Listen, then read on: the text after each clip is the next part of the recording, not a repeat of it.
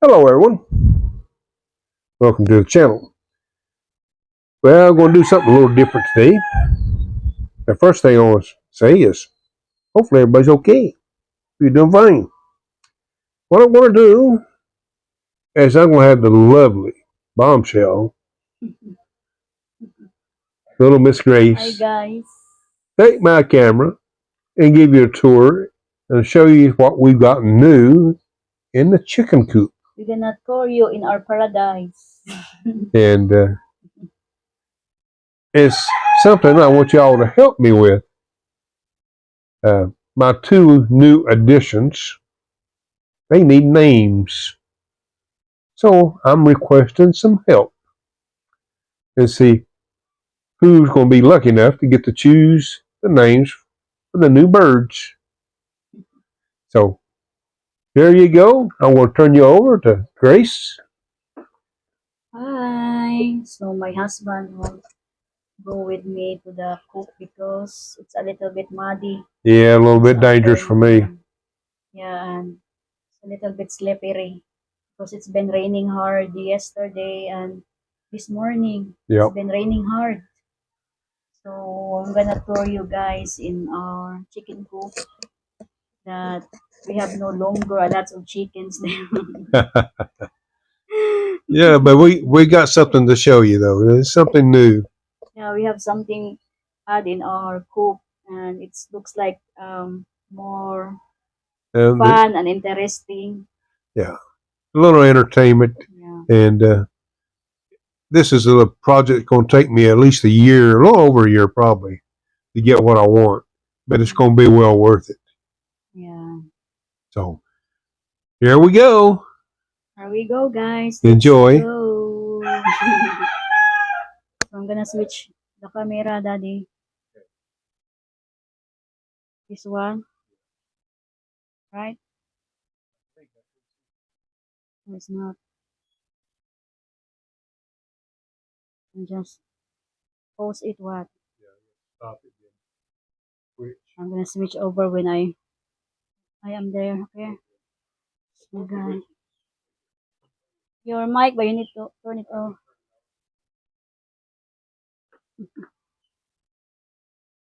So fiesta is over.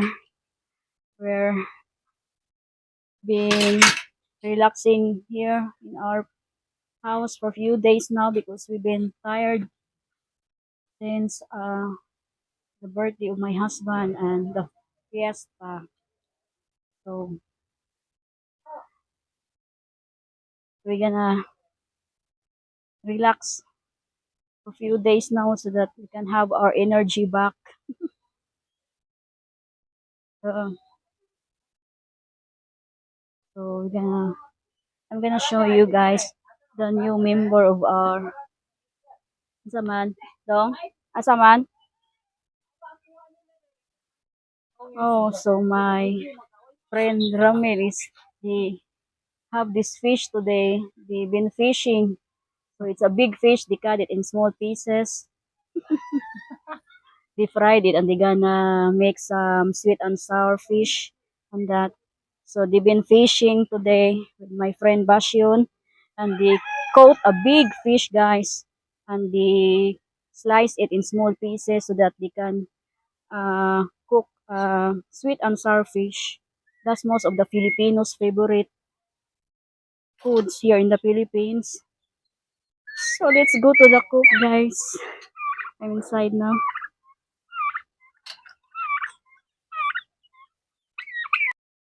Look at this, guys. Oh my god. Look at them. Hi there. So that's the new member of our birds here. So this one is a male and that one is the female. So we have two turkeys here, guys, now in our chicken coop. So look at how pretty she is, and that's the female one, and that's the male one.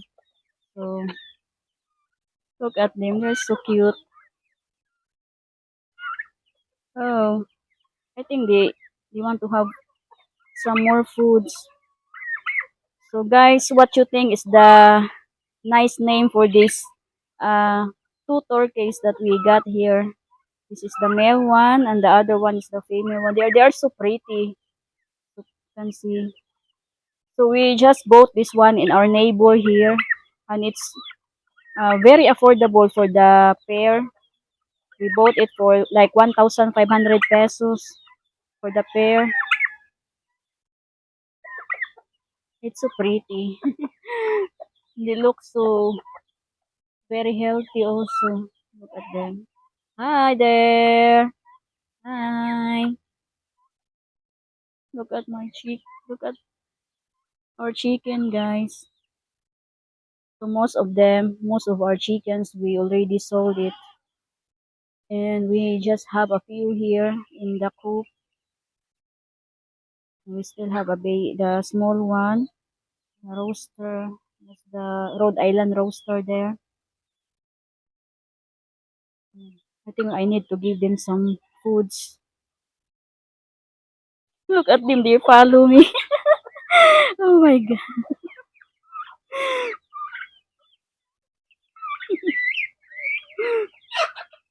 I think they are hungry.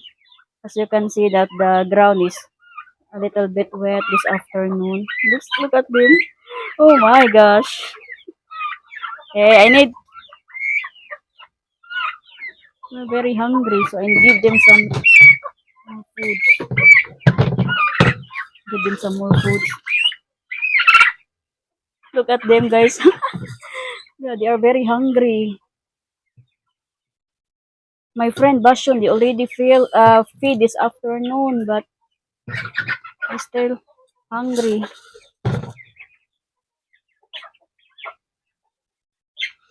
Look at the turkey, guys.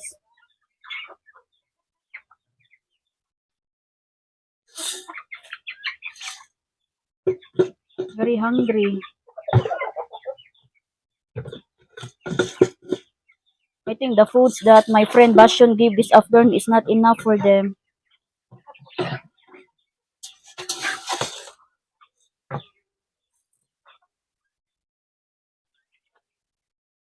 They're very hungry.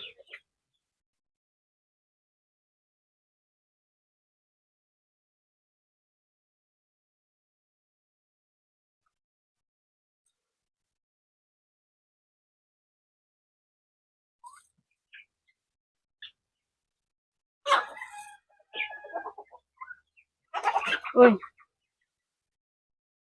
So we only have few chicken left now here inside in the coop.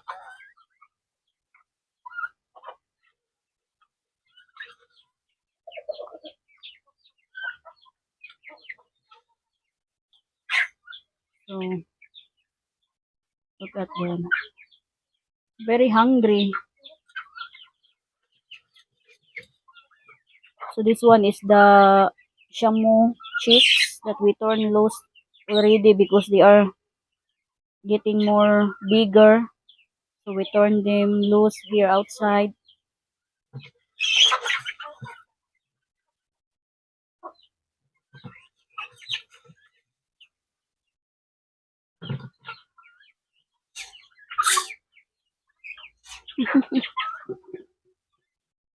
So the two turkeys, also failed.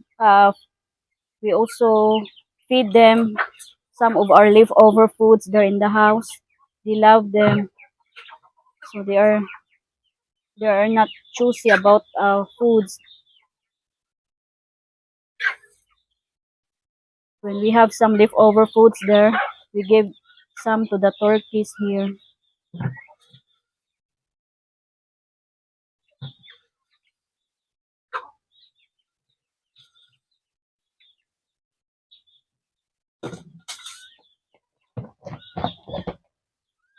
Mm. We're very hungry this afternoon.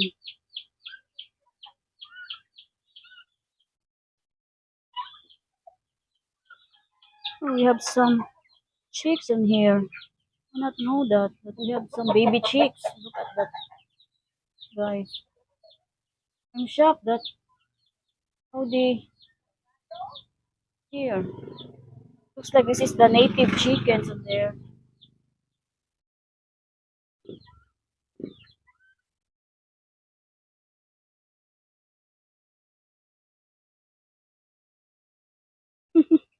Look at them.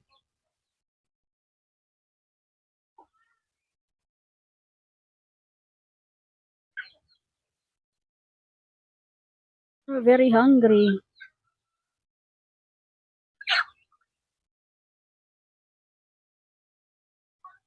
Day basyon, nalagi ni nakabuhi nga piso day.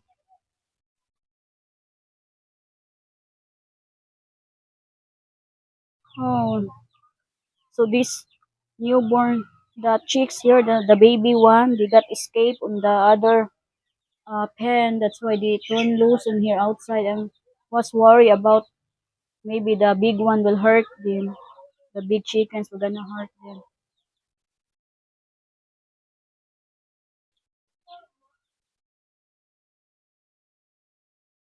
Look at them, guys. So the turkeys is very pretty. And that's the male one, the female one. So I am so excited if the female we're gonna hatch some eggs and we're gonna have more turkeys on here in the coop. I am so excited about that.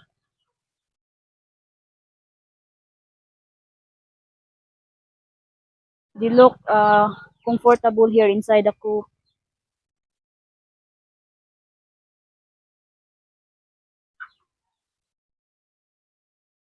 And the Rhode Island Red chickens, they're not even scared about the turkeys around them. So, I'm glad that they are more comfortable here inside the coop because the place where our neighbor put them on the other side, they have also a big space on there and they have a lot of chickens also there and some um, ducks. They have also some ducks there. Maybe we can have some ducks soon if they sell some. We can have some ducks on here in the coop also, and we have some turkeys.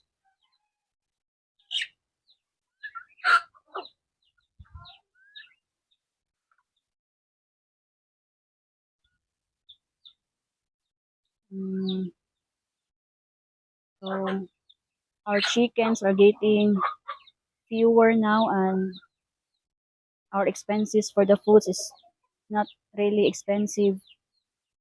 So I'm glad that we cut the food expenses, and also our chickens are looks more healthier now.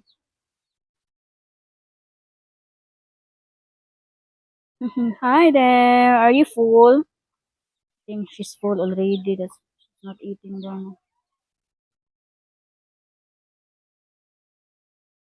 Wala pan mo pasawi, day. Mura mo gud sila gikuan, gigutom. Nagpagsulod na ko diha kay nanapok sila. I asked my friend Basyon if she already feed them because they are very hungry this afternoon when I was there inside the coop. Kulangan pa kay kuan man nagduol sila nako pa adto na ko dito nanguan. Dagan man akong gihatag gud. Nga buong gay ko kay nakagawas kung ano kuan man basig makuan sa dagko ba. So she already feed them, but they're still hungry this afternoon, guys. Maybe the foods that she gave is not enough for them.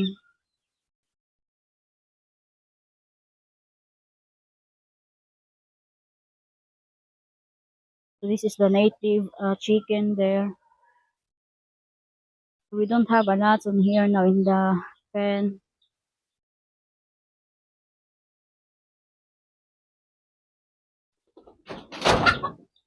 So we have Bruiser on here.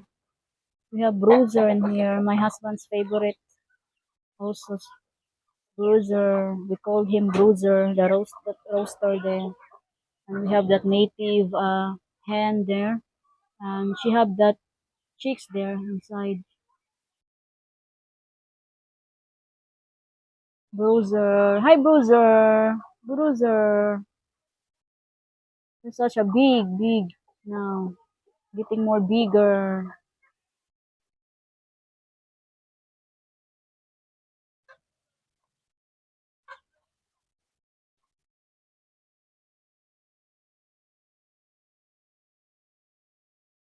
And we have the Shamu. Hey there. This is the Shamu roaster here. He's so lonely. So we have also the hen. She's been laying the eggs now. The Shamu hen. Been over there in the basket with um with the eggs in it. She's been laying with the eggs.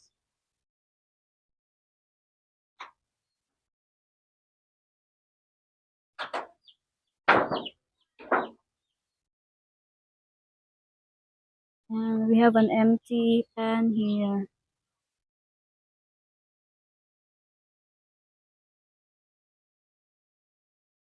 Wala na ni diri day. So that's all we got, guys, and also here outside. And come on.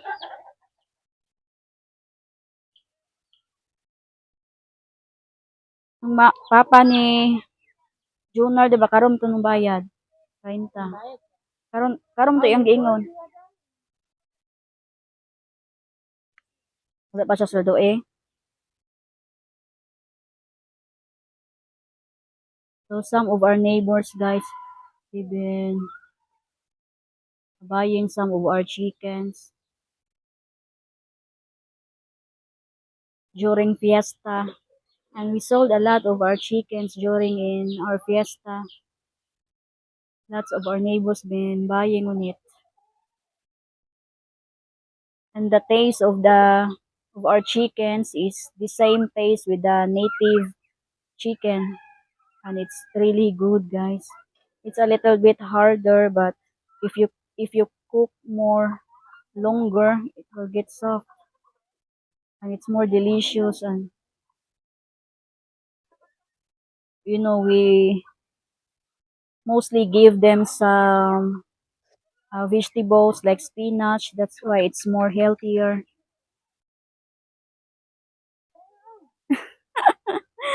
that that roaster is been chasing with that female turkey.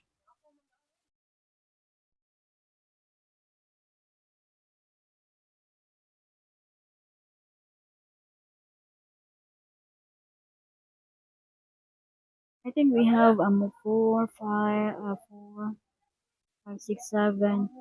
7 hens of Rhode Island Red and 2 roaster, the Rhode Island Red.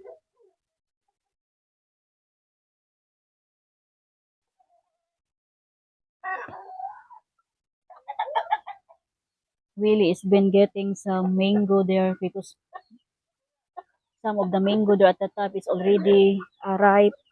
So I go there outside, guys. I show you all the mango that they got there, the mango tree.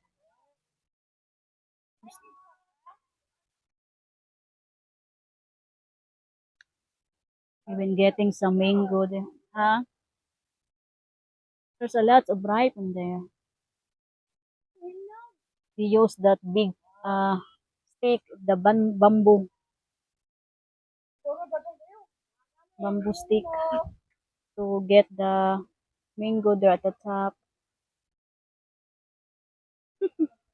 This is how they get the mango, guys.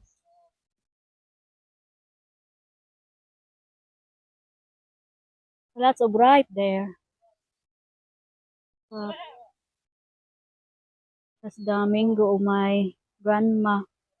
She have three, I think five mango tree. two over here, and the other side she have three on there on the other side. Free mango, guys, and fresh also. There's no chemicals added on it. Okay, sorry. It's pure. I'm sorry about the chemicals. They don't put in any chemicals because it's dangerous. Look at these goats on here.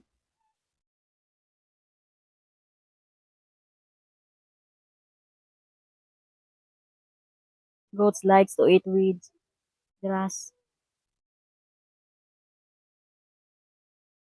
This is the female one, and her baby is over there on the other side.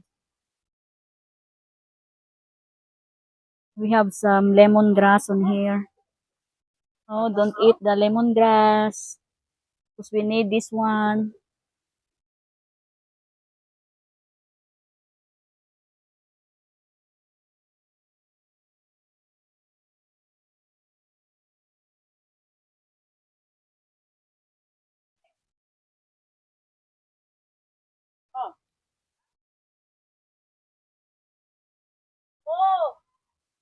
It's the baby goat.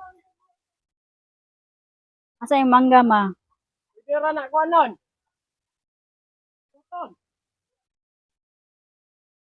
Oh, look at this, guys.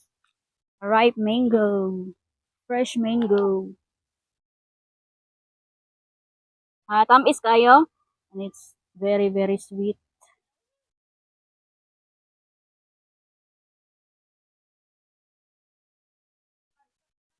Free mango. This is good for mango float. Mango float.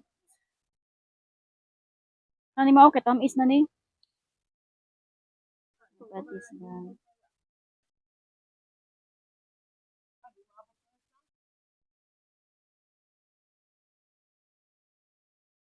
Kuha ni usa ako sa tundi si Dudong kayo pa siya kakuan. Hinog na ni. I get one. Kani pahingan dito. Wala kay maglisod kog dala. No, kani hinog man niyo. Kuha na po ning Dudong. Wala. I have these two. Kana na Ripe bata one. gabi dayon. Lula. Lula have a beautiful smile. My Lula is very pretty. Na hi Lula. Na hi sa hi. Na gimik ko lapo. Oh. Lami pula po ta diri dai. She said that. Give me kulapo, guys. Kulapo is most of the people here in the province. They love to drink kulapo. It's a like a gin drink. My grandma loves that one since she was when she was in teenager. She's been drinking that kulapo, guys. That's why she lives long because she keeps drinking that kulapo drink. She said, "Give me kulapo, guys." Puro mo dire. Kulapo. So, tamis nila? Tamis? Oh, pugiri oh. Dari, napadagama dito. That's my grandma's house there. And look at these pretty flowers, guys. It's so pretty. We call this one gumamela flower. Huh? Gumamela flower. So pretty. This is the plant of my grandma here. She have a lot of flowers in here. Different kinds of plants surrounded on her house. Come on. Unsa man nga kuan nga bulak ka na nga kuan. Unsa man nga tanom la? And we have a lot of oregano here. Lots of oregano. This is you can use this oregano as cure of cough. If you have cough and cold, most of the Filipino, especially here in the province, they gonna use this oregano as a medicine for a cough. If you have some cough, you just boiled it in some water and drink. So this is very effective if you have some cough. This is most of the Filipino use. If they don't have any money to buy a medicine, they're gonna use this oregano for cough medication. Yeah, my grandma lots of it. Lots of plant. She's been planting surrounded with her house, lots of them. And she have this a little garden here. Some of our chicken that we turn loose outside, they are over here also, guys. Been walking around in here outside.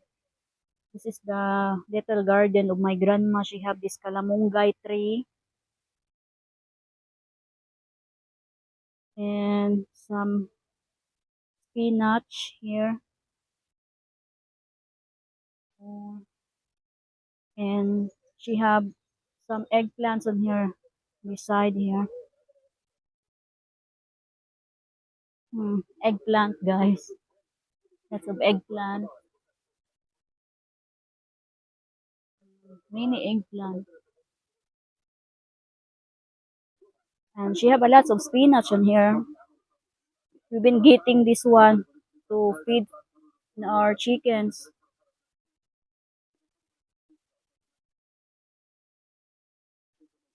No, that's the brother of my grandma on there. Like kulapo. Said kulapo drink. So this is the green onions that my grandma been planted on here. The pot. So guys, you can tell that they've been drinking a lot of kulafu because there's a lot of empty bottle on here. Kulafu. The kulafu drink. Look at this one, guys. Kulafu. So my grandma loves this one and her brother. They have a lots of empty bottle in here. They've been stocking on the side in here. So my grandma is turning 80 years old this coming September. And it's so funny because last year we thought that she's already 80 years old last year. But we we got pranked that she's still 79 years old last year. So this year she will be turning 80 years old this September. We got we've been excited that time because she's turning 80 years old but she's still 79 years old that time. Ato sa kula oy. Kasi Borgie ako to pakaton sa Dodo. Ano lang sa daghan dito? So I'm gonna go back to the house now because I need to give some foods to Virgil. I'm gonna wash the dishes also, guys, because Virgil just arrived in the school.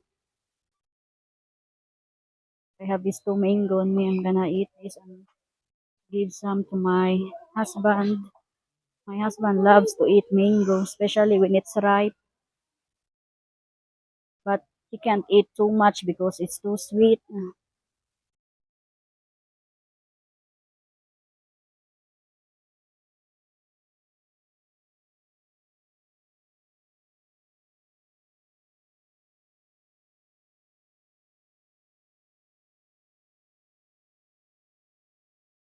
So this is the new piso Wi-Fi Bendo machine that we just bought it in Gaisano. Look at that, guys. We already put some rails on it so that no one can take it. More safety, guys. And we put them some lock on the other side. Look at that, how nice it is. I have some mango, baby. Yeah.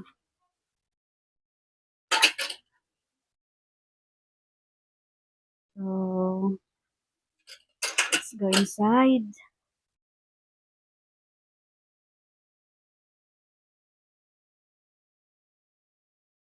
You want some mango? Mango. Let's see if the green light's still on. Yeah. The reason I asked, 'cause those So are I've usually been lights.